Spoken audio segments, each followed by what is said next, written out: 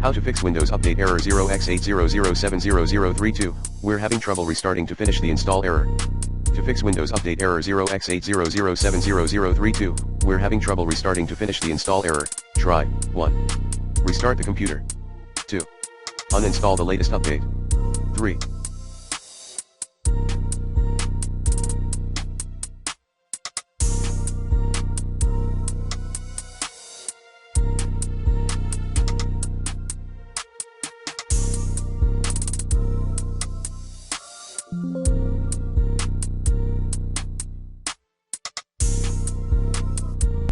Google how to reset Windows Update components fast.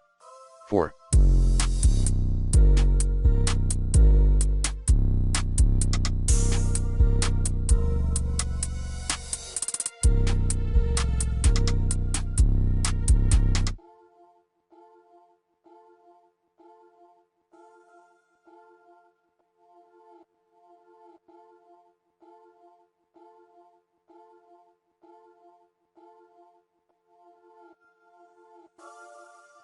Run the Windows Update troubleshooter.